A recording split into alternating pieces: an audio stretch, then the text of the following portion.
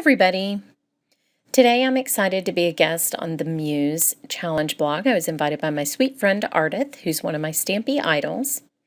And so I'm bringing you a simple masked Christmas card today. I'm starting with one of my favorite masking materials, which is just an Avery label paper. It's very inexpensive, and I'll provide a link to this on my blog. And my Ranger Ink Minis in Crushed Olive and Ripe Persimmon. Now, even though these aren't classic Christmas reds and greens, this is sort of a nod to what my husband's idea of our Christmas card should be every year.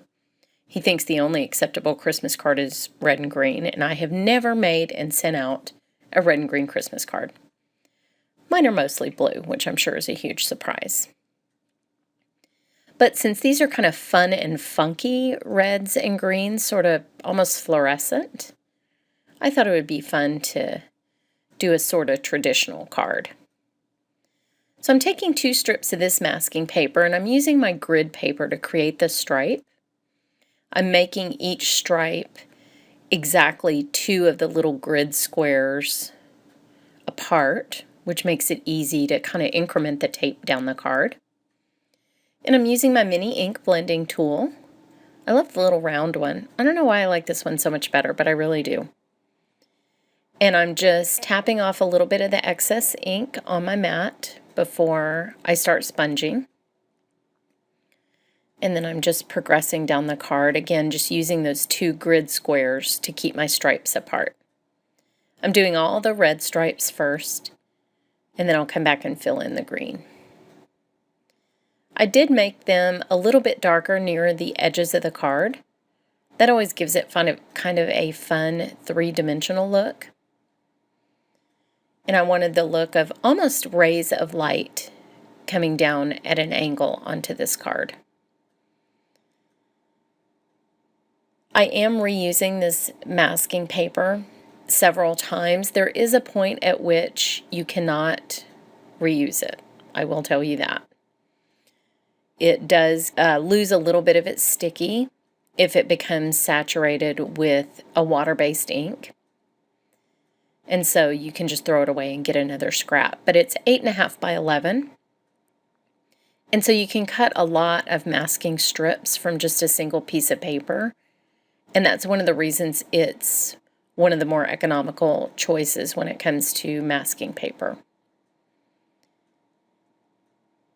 This persimmon, this Ripe Persimmon color, is almost like a bright fluorescent orange that you would wear when you were out walking or running. It has a very cheery look to it, and I thought that it gave kind of a fun modern twist to a Christmas color scheme. The Crushed Olive is a little more classic, but it's a very yellow green and very light and fun in the same spirit of that persimmon. These are super easy to blend, and that's one of the reasons that I really like them with the blending tool. Sometimes you can get little sponge marks with different dye-based inks, and these seem to have a little magic together on the paper and let you sort of smooth those out. There's something about this color scheme that reminds me of a Christmas ornament we used to have. I can't think of it right now. Now, this is the Wondrous Wreath stamp set, and I've cut my little masked paper down.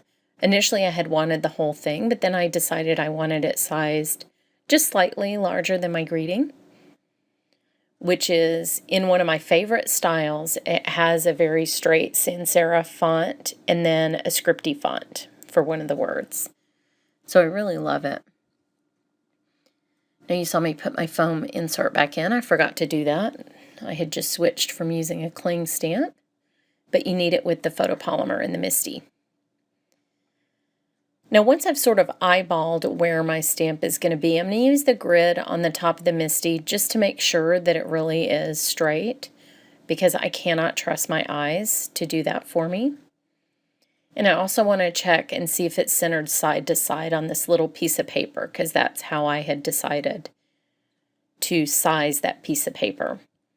And I can see that it's not quite straight using the grid lines, so I'm just going to move it a little bit on the lid until I can line up that bottom word and make sure it's totally straight. Then check the side to side one more time and it looks pretty even. So now I can stick that back in the corner and ink this up in VersaFine. I wanted a nice crisp black on top of that fun stenciling. And now you can see how awesome this font is. And it says Happy Wonderful Christmas. Very cute combination of font styles. And perfect for my sort of, I don't know, modern retro color scheme. I actually think my grid paper looks pretty cool with all those little stripes on there. Now I'm using some of our metallic sequin embellishments. These are cool because they come in several different colors. Black, silver, a gray, I believe, gold, and then white. I'm just using my little pick-me-up to pull a couple of these out. I'm not sure if the white stars or the silver stars will work best. So I'm going to position them onto my paper and see which one looks best. I knew the silver ones would be super cute, but I thought at first that the white ones would show up more than they do. Obviously, you can barely see that. My ink isn't at 100% saturation, so they're just not showing up that great. So I'm going to go with all silver. And I just take the little pokey tool thing out of the end of the pick-me-up and I use it to place the sequins down with. Now I'll just squirt a little bit of glue onto my mat. Something for the cats to get all over their feet later when I forget that it's sitting there. And then I just pick up each sequin and get a little dab of glue on the back. There are a bunch of different ways to put these sequins on. Mini glue dots is great too, especially since I'm going to be covering up that opening, so it doesn't matter if a little bit of the adhesive shows through. But the glue seems quick and easy to me, and it gives me a little bit of wiggle room if I want to move the stars for just a second after I put them down. So now that I'm running out of glue, that little bugger doesn't want to come up off my paper. So I'll just grab him. Using the rule of threes, just 3 stars. And now I can add a little embellishment to the center of each star. And my go-to is always the smaller rhinestones. And they look so sparkly and fun with those silver stars. So the little holes in sequins really bother me, so I try to always cover those up whenever I can. And rhinestones are perfect for that, whether you're using the little round sequins or these stars. And it just takes a second. And it also adds a little bit of extra adhesive to the center of the star. One more thing to hold it down to the paper, since it is a non-porous surface. The sequin, that is, not the paper. Speaking of the paper, I'm using the new thick Whisper White cardstock. It comes in that heavy weight we've all been waiting for.